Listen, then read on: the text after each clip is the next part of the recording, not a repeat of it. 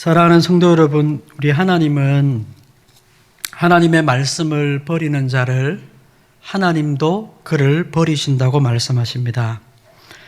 하나님의 말씀을 듣고도 불순종한 사울 왕을 하나님은 오늘 말씀을 보면 이미 버리셨다고 말씀합니다.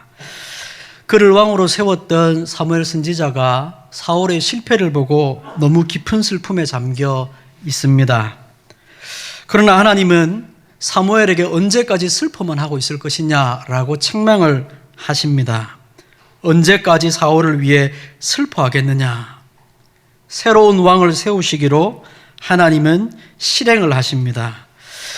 인간적인 왕을 요구해서 구약교회의 행복을 추구했던 이스라엘은 실패했습니다.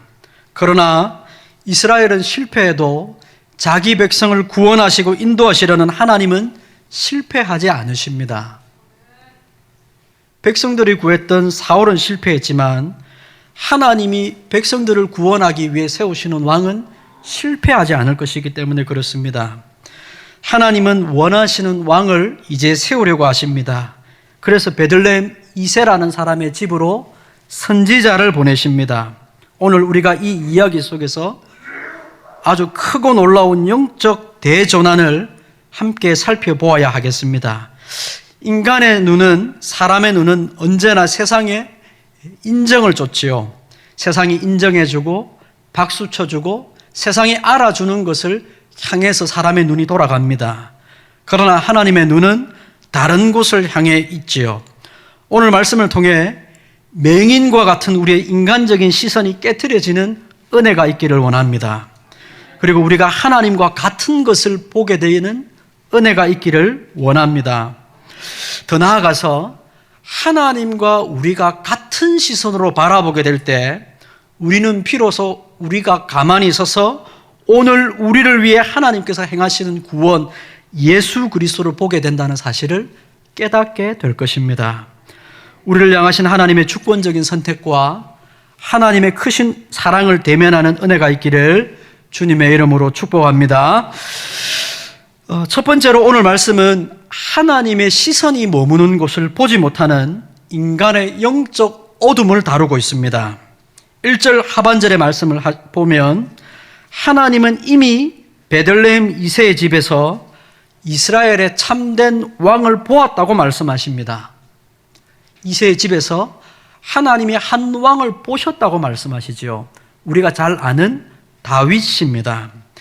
그러나 당대의 가장 최고의 선지자라고 말하는 사무엘은 그 집에 가서 그 왕을 보지 못합니다. 하나님이 보고 계신다고 말씀하셨고 보셨다고 말하는데 사무엘은 그 집에 가서 분간을 못하지요. 사무엘은 이새의 여러 아들 중에 장남 엘리압이 걸어오는 모습을 봅니다. 그의 큰 키, 당당한 외모, 이의 마음을 빼앗겨 버립니다. 그리고 속으로 외치죠. 여호와의 기름 부으실 자가 하나님이 보셨다고 하는 왕이 바로 여기 있다. 사무엘이 소리칩니다. 사무엘이 굉장히 뛰어난 선지자인데도 불구하고 왜 하나님께서 보신 왕 다윗을 보지 못하고 엉뚱한 것을 보고 있을까요? 그것은 그의 눈이 외모, 그러니까 사울이라는 과거의 패러다임에 사로잡혀 있기 때문에 그렇습니다. 사울 왕을 처음 세울 때 사울 왕의 외모에 대해서 이렇게 표현하고 있죠. 다른 사람들보다 어깨 위나 더 큰 청년이었다고 얘기를 합니다. 사울은 그런 사람이었습니다. 백성들이 그런 왕을 원했고 그래서 하나님께서 세워주신 왕이 사울이었습니다. 다른 사람보다 외모로 훨씬 뛰어난 사람이었죠. 이새의 아들 장남 엘리압의 화려한 풍채는 사울의 모습을 쏙 빼닮았습니다. 그러니까 사무엘 선지자는 은연중에 사울 시즌2를 원했던 겁니다. 이미 사울이 실패했는데도 불구하고 그 실패를 또 반복하려고 하는 겁니다. 사울과 똑같은 사람을 또 세우려고 하는 겁니다. 우리의 인생이 하나님의 말씀 앞에서 이렇게 걸어갔던 것이 실패라고 경험하면 그 길에서 돌아서야 되는데 그걸 또 반복하는 겁니다. 사울과 같은 사람 또 세워가지고 또 그 시도를 하려고 하는 겁니다. 영적으로 어두운 것이지요. 바로 이게 세상이 인정하고 박수를 보내는 인간이 가지고 있는 외적 조건들, 그것을 바라보는 인간의 눈입니다. 인간의 시선이지요. 인간은 이렇게 눈에 보이는 것에 취약합니다. 요한복음 7장 24절이 경고를 하지요. 외모로 판단하지 말고 공의롭게 판단하라고 말씀합니다. 여러분, 우리도 똑같은 영적 어둠에 빠질 때가 얼마나 많습니까? 자녀들을 부모들이 바라볼 때 엘리압이 가지고 있었던 그런 조건들 우리 자녀들이 갖추었으면 하죠. 좋은 곳에 들어가고 남들보다 뛰어나고 남들보다 많이 가지길 원하죠. 세상으로부터 박수를 받을 만한 외적인 조건들을 갖추기를 원합니다. 직장을 구할 때도 그렇죠.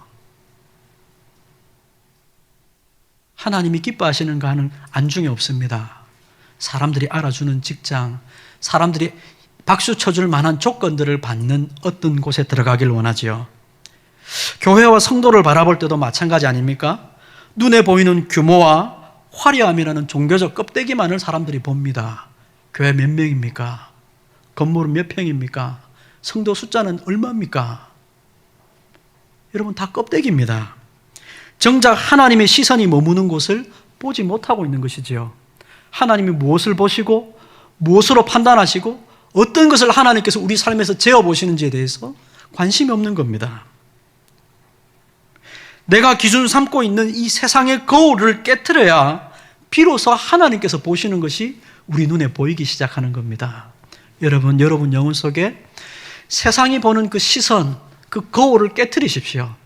그래서 하나님이 진짜 보고 계시는 것을 나도 볼 수 있도록 하나님 제 눈을 뜨게 해 주십시오 라고 기도하시는 여러분이 되시기 바랍니다. 하나님은 종교적 껍데기가 아닌 중심을 보십니다. 참된 아름다움을 보시지요.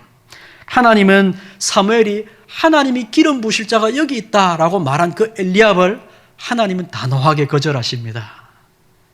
그가 가지고 있는 외적 조건들에 하나님은 속지 않으시지요. 큰 교회, 하나님 그런 것에 속지 않으십니다. 우리는 다 그런 것에 속거든요. 성도 1000명 이러면 사람들이 다 넘어갑니다. 속아버리죠. 좋은 교회인가 보다. 여러분, 그런 데 속지 마십시오. 하나님은 그런 것을 보시지 않습니다. 오늘 말씀의 7절을 말씀을 보시겠습니까? 7절을 보십시오. 여호와께서 사무엘에게 이르시되 그의 용모와 키를 보지 말라. 내가 이미 그를 버렸노라. 사람은 내가 보는 것은 사람과 같이 아니하니 사람은 외모를 보거니와 나 여호와는 중심을 보느니라 하시더라. 아멘. 여기서 외모라고 번역되어 있는 단어는 눈이라는 뜻입니다. 눈이라는 단어지요. 사람들은 눈으로 봅니다. 눈으로 보는 게 전부죠. 눈으로 보는 어떤 무언가가 그 사람의 전부라고 생각합니다. 그러나 하나님은 중심을 보시죠. 여기 중심이라고 말하는 단어는 심장이라는 뜻입니다. 가장 마음 중심에, 우리 영혼, 몸과 영혼의 가장 중심에 있는 것을 말합니다. 사람은 눈으로 보이는, 눈에 들어오는 표면적인 것들, 세상의 인정과 박수를 받을 만한 그런 것들에 사람들은 주목합니다. 그러나 하나님은 우리 마음의 중심을 주목하십니다. 영혼의 가장 깊은 본질이 모여있는 그곳, 하나님 살피십니다. 하나님은 겉으로 드러나는 껍데기를 보지 않으십니다. 불꽃 같은 눈으로 우리의 심장과 동기를 살피십니다. 예레미야 17장 10절에 이렇게 선포를 하지요. 나 여호와는 심장을 살피며 폐부를 시험한다. 이 폐부는 콩팥을 말합니다, 여러분, 몸에. 하나님은 심장을 살펴보시고 우리 속에 있는 심장, 우리 몸에 있는 콩팥을 테스트하십니다. 검사하십니다. 하나님 의사입니다. 우리 몸을 찢어서 속속들이 다 살피십니다. 여러분, 예레미야 17장 10절 앞에 있는 말씀이 뭔지 아십니까? 유명한 말씀입니다. 만물보다 거짓되고 심히 부패한 것이 마음이라. 만물보다 거짓되고 심히 부패한 것이 사람 마음이라는 겁니다. 누가 능히 이를 알겠냐마는 하나님은 그 속을 다 보신다는 겁니다. 바리새인들이 회칠한 무덤처럼 자기 속 안에 더러운 온갖 것들을 쌓아두고 자기를 감춥니다. 성경을 달달 외우지요. 금식을 합니다. 기도를 합니다. 그런데 그 속을 하나님께서 달아보시면 감출 수가 없는 겁니다. 그 부패한 마음을 숨길 수가 없는 것이죠. 여러분, 우리 시대의 많은 사람들도 마찬가지 아닙니까? 하나님을 섬기는 일에 많은 사람들이 합리성을 말합니다. 목사님, 그거 합리적이지 않습니다. 그거 이성적이지 않습니다. 하나님을 섬기는데 그렇게까지 할 필요는 없습니다. 다 사람들이 그렇게 얘기합니다. 합리를 말하지만 그 합리라는 그 말 속에 숨기고 있는 것이 무엇입니까?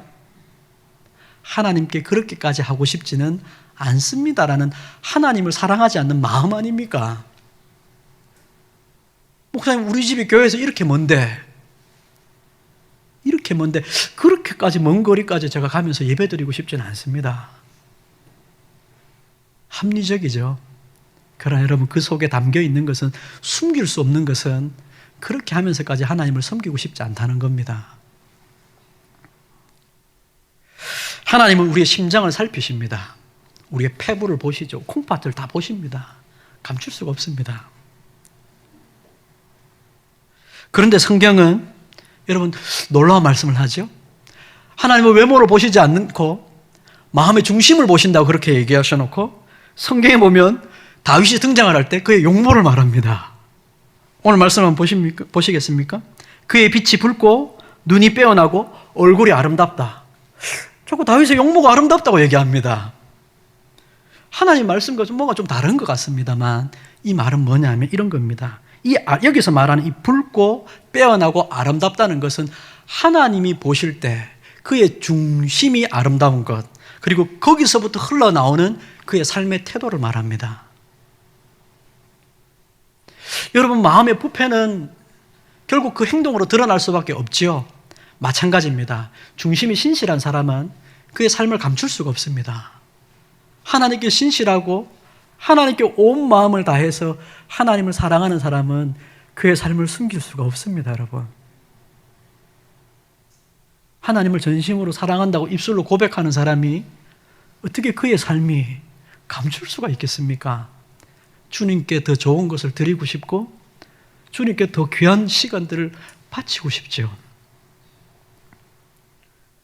감출 수가 없는 겁니다. 그 속에 있는 것이 그의 삶으로 나타날 수밖에 없지요. 다윗에게 이 아름답다고 말하는 것은 외적인 세상의 조건을 말하는 게 아닙니다. 그가 키가 크고 그가 남들 보기에 사람들만에 칭찬받을 만한 어떠함을 말하는 게 아닙니다. 하나님의 시각으로 보는 그의 순전함과 영혼의 신실함을 표현한 것이죠. 아가서 5장 10절에 신랑이 되시는 예수 그리스도를 노래하는 장면이 나옵니다. 내 사랑하는 자는 희고도 붉어 만 사람에 뛰어나구나. 내 사랑하는 자는 희고도 붉어, 붉다 그럽니다. 붉다. 이 다윗에게 쓴 이 표현을 또 쓰죠. 내 사랑하는 자는 붉어서 만 사람 중에서 가장 뛰어난 자라. 하나님 보시기에 그렇다는 겁니다. 그러나 여러분, 만 사람 위에 뛰어나다고 말하는 이 아름다움은 세상적인 아름다움이 아닙니다. 세상 사람들이 보고 박수 쳐주는 그런 조건들을 말하는 게 아니죠. 이사야 53장에 보면 예수님을 이렇게 예언합니다. 고운 모양도 없고 풍채도 없은즉 우리가 보기에 흠모할 만한 아름다운 것이 없다고 얘기합니다. 사람들이 보기에는 아름다운 것이 없는데 하나님 보시기에는 만 사람 위에 네가 뛰어나다고 말씀하시는 겁니다. 성도 여러분, 성경이 다윗의 얼굴이 아름답다고 말하는 것은 그가 세상의 조건이 뛰어나다는 것을 말하는 게 아닙니다. 하나님의 눈에 비친 그의 순전한 중심이 아름답다고 말씀하는 거죠. 우리 구주 예수님을 보십시오. 이 땅에 오셨을 때 세상의 눈에는 흠모할 만한 풍채가 없었습니다. 예수님 모습 보고 사람들이 저 사람을 따라야겠다고 생각하는 사람이 아무도 없었습니다. 초라한 시골 청년에 불과했고 예수님이 지신 십자가는 추악한 저주에 불과했습니다. 그러나 하나님 아버지가 보시기에는 온 인류를 사랑하시기 위해 살리기 위해서 피 흘리신 하나님의 말씀에 죽기까지 순종하신 순전한 아들의 마음이죠. 우리는 겉모습만 꾸미는 이 인간적인 허례의식을 버려야 됩니다. 우리를 위해 피 흘리신 그리스도의 그 영광을 우리 마음에 새겨서 우리의 중심이 하나님 보시기에 아름다운 자로 세워지기를 주님의 이름으로 축복합니다. 하나님께서 오늘 말씀을 통해 우리에게 가르쳐주신 세 번째 교훈은 세상에 버린 광야의 자리에서 하나님의 영광이 나타난다는 것입니다. 이제 사무엘 선지자가 이새의 집에 왔습니다. 함께 제사를 드리려고 하지요. 아들 이새 부모인 이새는 아들 7을 선지자 앞에 차례차례 한 명씩 세웁니다. 다 지나갑니다. 그러나 하나님께서 그 7의 아들 중에서 아무도 택하지 아니했다고 말씀합니다. 하나님께서 보셨는데 하나님이 보신 그 왕은 도대체 어디 있는 겁니까? 아마도 이 부모인 아버지인 이새의 생각에는 막내 다윗이 이 사무엘이 원하는 사람에 들어갈 거라고 생각을 안 했던 것 같습니다. 그래서 아들을 거친 들판에 홀로 양을 지키도록 내버려둔 것이죠. 특별히 오늘 11절 말씀에 보면 아들들이 여기 다 있습니까? 라고 사무엘이 물으니까 이새가 이렇게 대답을 하죠. 아직 막내가 남았는데 그는 양을 지키고 있습니다. 제가 안 불렀습니다. 그렇게 얘기하는 겁니다. 여러분, 여기서 막내라고 말하는 것은 물론 하나, 둘, 셋, 넷, 다섯, 여섯 쭉 해서 8번째 맨 마지막 순서라는 뜻도 되겠습니다만은 원래 이 막내라는 말의 이 단어의 뜻은 하찮다는 뜻입니다. 하찮다. 하찮은 자가 한 명 남아 있습니다. 이런 뜻입니다. 보잘것없는 자라는 거죠. 아버지의 눈에는 서열에 끼일 수 없는 자라는 뜻입니다. 아버지 이새의 눈에는 막내 다윗은 후보에도 들어갈 만한 자격이 없는 자라는 뜻입니다. 우리가 사람을 그렇게 판단하지요. 저 사람은 후보에 들 자격도 없는 사람입니다. 가족의 축제 자리에도 배제된 채 거친 들판에 방치되어 말 그대로 버려진 채 서 있었습니다. 버려진 돌과 같지요. 세상의 눈에는 자격 미달입니다. 하찮은 자입니다. 그러나 세상이 버린 그 돌을 하나님은 이스라엘의 머릿돌로 쓰십니다. 이것이 바로 예수 그리스도의 모습이지요. 놀라운 일 아닙니까? 다윗이 이 경험을 하고 난 후에 하나님이 세우시는 분이 어떤 분인지를 시편에 이렇게 고백을 합니다. 시편 118편입니다. 건축자가 버린 돌이 집 모퉁이의 머릿돌이 되었다. 건축자가 버린 돌, 쓸모가 없다고 버린 그 돌이 집 모퉁이의 머릿돌이 되었다고, 가장 근간이 되는 기초가 되었다고 말씀하지요. 이 버려진 막내는 바로 예수 그리스도의 모형입니다. 예수님은 다윗처럼 베들레헴에 오셨습니다.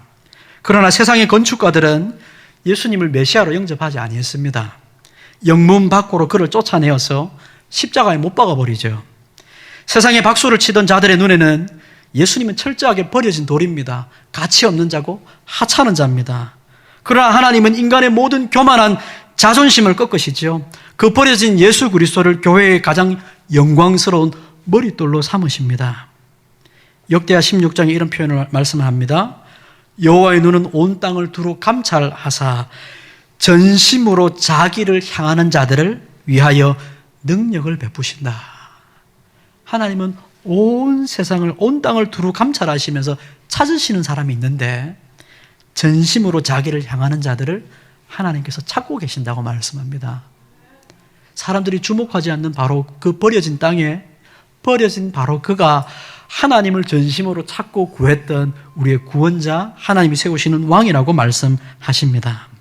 하나님은 지금도 세상 사람들이 시선을 두지 않는 광야에서 하나님께서 사람을 찾고 계십니다. 아무도 보지 않는 자리에서 전심으로 하나님을 향하여 순종하는 자를 하나님께서 찾고 계시죠. 말씀을 맺겠습니다. 사랑하는 성도 여러분, 하나님의 구원과 선택은 인간의 조건과 자격에 달려있지 않습니다. 자질에 근거하지 않지요. 우리가 가진 세상적인 서열이나 능력을 하나님은 미리 내다보시고 조건으로 삼아 우리를 선택하신 게 아닙니다. 오직 하나님의 순전하고 자유로운 은혜와 사랑에 근거합니다. 우리의 어떤 성량, 자질이 원인이 아니라 하나님께서 주권적으로 자격 없는 우리를 선택하셔서 우리에게 은혜 베푸사 감격하여 감사하는 마음으로 순종하게 하시는 겁니다. 우리는 하나님 앞에서 내세울 공로나 자격이 없습니다. 하나님은 우리의 외형적인 자격이 아니라 그리스도의 피로 씻어 우리를 새롭게 한 그 은혜의 중심이 있는 것을 보십니다. 여러분, 우리가 하나님께서 우리를 보시는 관점으로 우리를 보면 여러분, 우리의 생각과 우리의 삶의 형편이 많이 달라질 겁니다. 나는 왜 남들 가진 것 못 가졌나? 왜 나는 남들 사는 것만큼 못 사나? 여러분, 우리 자신을 그렇게 보지 않습니다. 하나님이 우리를 보시는 눈으로 우리를 보면 전혀 다른 시각이 열리게 되죠. 우리와 함께 계시며 자격 없는 우리를 위해, 우리를 구원하시기 위해 기꺼이 세상에서 버려진 돌이 되신 예수 그리스도께서 우리와 함께 계시고 나를 지키시며 그 사랑과 은혜가 내게 있다고 확인하게 됩니다. 우리는 주님에게서 결코 세상에서 볼 수 없었던 거룩한 아름다움을 주님 안에서 보게 되고, 주님 안에 하나님의 사랑이 있고, 주님 안에 하나님의 자비와 용서가 있고, 하나님의 영광과 권세가 주님 안에 있다는 것을 우리가 발견하게 됩니다. 세상의 눈으로 보지 아니하고 하나님이 보시는 눈으로 보면 주님 안에 모든 것이 다 있습니다. 그러므로 우리 형편도 아무것도 없는 자가 아니라 주님 안에서 모든 것을 가진 자가 되는 겁니다. 여러분, 성도는 주님 안에서 세상 전부를 가진 자입니다. 믿으시기 바랍니다. 주님 안에서 하나님의 영광과 권세를 이미 가진 자입니다. 여러분, 세상의 눈으로 여러분의 인생을 보지 마시기 바랍니다. 이것은 결코 세상에는 없는 아름다움입니다. 눈에 보이는 것만이 전부라고 생각하는 세상 바보들에게 하나님께서 우리에게 보여주신 이 아름다움을 사람들 앞에서 내어 보여야 되지 않겠습니까? 나 비록 가진 것 없으나 내게 하나님 주신 그 아들 예수 그리스도가 있으니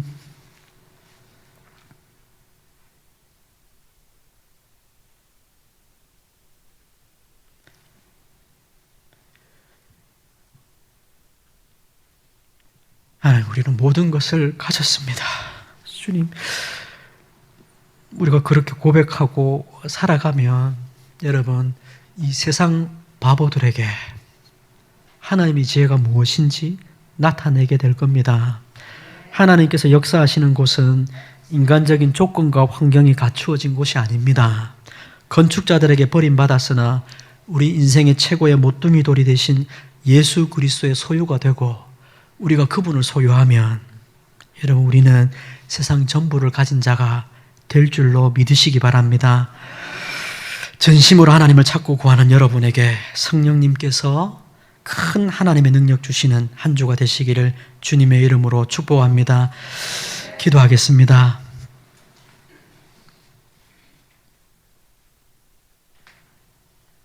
자비로우신 하나님 아버지,